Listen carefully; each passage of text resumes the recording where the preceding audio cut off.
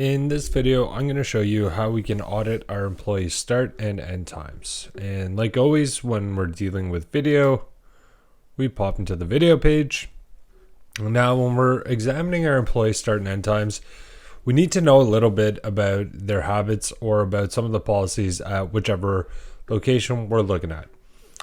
So we're going to select a location to start. And then we're going to think about, okay, where do my employees, when they come to work, are they able to come to the front door? Do they use the back door? I know for this example that most of my employees, if not all, are using the interior back door when they get to work. So that's a good place to start. So what I'm actually going to do is come up to the top left corner of the page, select the date, select one more time. Now we're going to go to Tuesday here.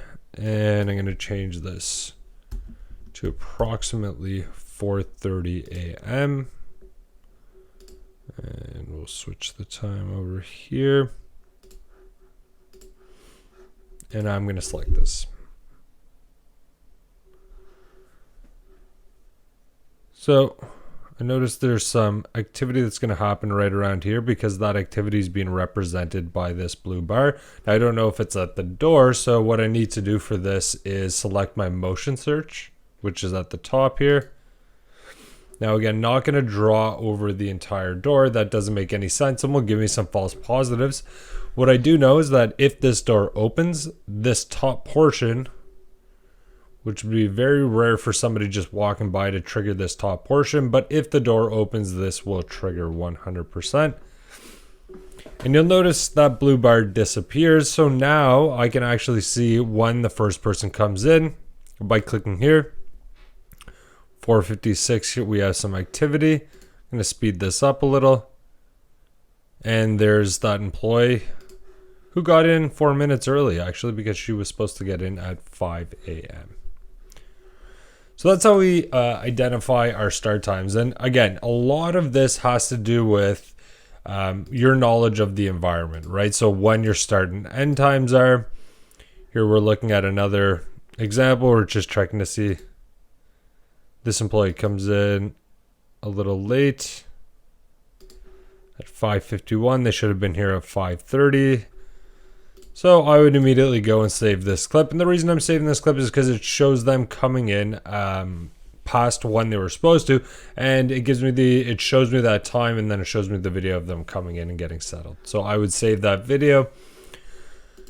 And then if I want to look at my end times, essentially all I need to do is go into the 24-hour timeline here and look at what time should they be coming in for their afternoon shift. So I'll pop it around 6. And go to that motion search, highlight that same area. And depending on how your cameras are positioned, you're going to want to do like some trial and error just to see if, because not all cameras are going to be positioned like this. So you want just to play around with that motion search to better understand how, where the best placement will be to find out what you're looking for.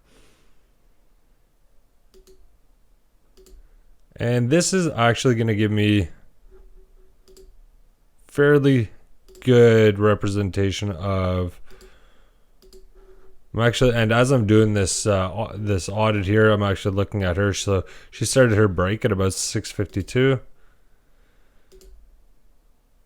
Okay, so we're almost at 20 minutes with a break.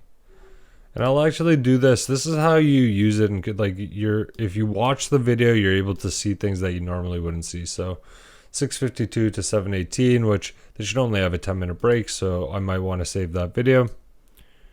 But here, again, just floating through the video, using a combination of a few different tools, the motion search, also the playback speed.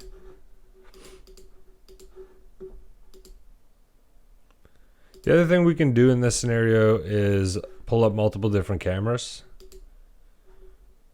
to see if maybe the store is busy, or if anybody's leaving out of the front door. It's relatively straightforward to do that. Again, that little side arrow on the right side opens up your camera drawer. Then you just click add camera. See, we're not busy, and actually we see nobody on any of our forward-facing cameras here. A little concerning, but it is 9 o'clock at night, which is typically our slower time. But that's how you'd go about auditing your various locations for start and end times of your employees. I think it is important.